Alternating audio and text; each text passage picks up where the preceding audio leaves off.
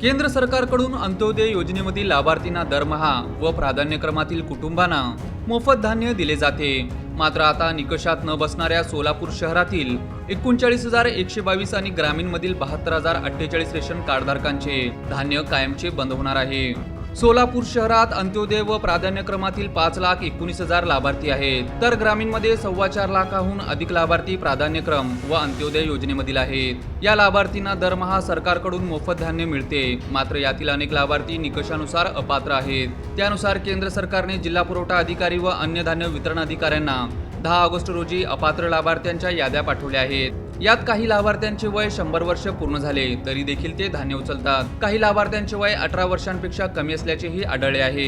या लाभार्थींबद्दल शंका आहे। काही लाभार्थी 6 ते 10 महिने झाले रेशन दुकानातून धान्यच घेत नाहीत। धान्य न उचलणारे वय कमी अधिक असलेल्या लाभार्थ्यांची तालुका स्तरावर सोलापूर शहरातील नगरांमध्ये जाऊन पडताळणी केली जात आहे।